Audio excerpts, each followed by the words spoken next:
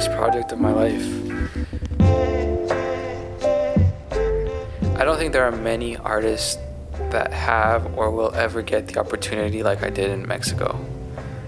Being able to work on an 11.5 meter tall sculpture, about 37 feet, a little bit more, is a once in a lifetime opportunity. I tried to seize the moment and step up to the plate, I guess. I studied the sculpture and refined it and worked on it for 22 months. The materials we used are supposed to last forever. I really tried to push myself, knowing that this might be the tallest sculpture I'll ever create. When we bring it up, if we can get it to go in that hole, that one, this one, you can weld around it. Okay. But that's going to be so hard to do. I was approached by a developer named Juan Pablo Curi and his architect, Fernando Valdez, about a building that they were creating in Puebla. You nervous? I don't know if this is going to work, their idea. Fernando had asked me to help him with a few sketches and to help him look at the building and to kind of give him ideas on what it should look like. And knowing that Puebla is one of the most visited cities in Mexico, but it's the only city without a beach, I thought it might be a fun little idea to have the building inspired by the ocean, mainly a wave. So in designing this building, we created this wave-like feeling using glass and curves. And as the building and the structure and the engineers figured out the math and did everything, we realized that there was a large overhanging ceiling that couldn't be supported on its own, and that we'd have to add a pillar there. And in discussing with Fernando, the architect, we came up with the concept of making that pillar an art piece.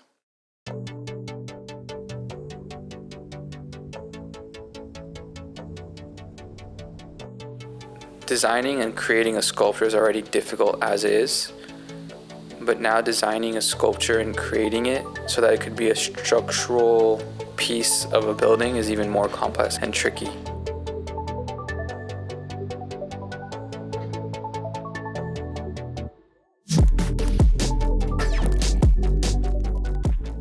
Once it was assembled, we had to lift up the sculpture and put it into place. The only problem being that it didn't technically fit, so we had to cut a hole out of the ceiling, drop the sculpture in from above the ceiling into place, then weld the ceiling back on, weld the sculpture into place, start doing all this finishing work, cleaning up the sculpture, sanding, fixing all the cracks.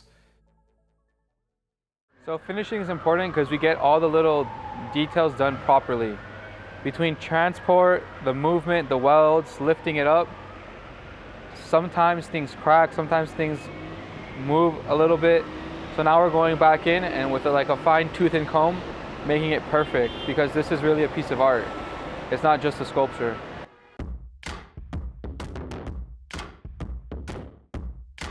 Nah, is it 10 exactly? It's like 6.5. We just found out that the weight of the glass being put onto the building will lower the building about, in total, 8 centimeters, which gives us no clearance on top, which means when the building lowers, it'll break the sculpture.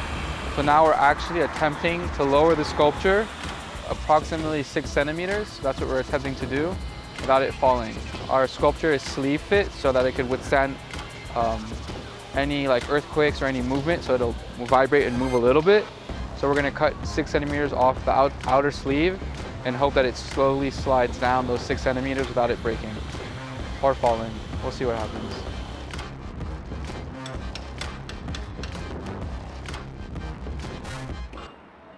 Híjole.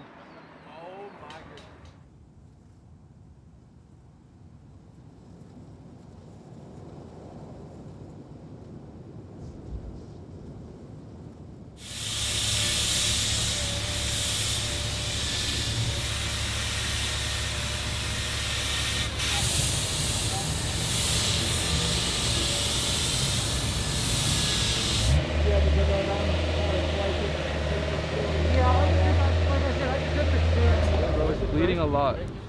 And then put alcohol on it. Yeah. Yesterday I cut my hand while shaving down some fiberglass. I don't even feel it, bro. That's a problem. So I can't really use my hand. So we're trying, man. We're pushing. On to the next part of the day. I'll drink this.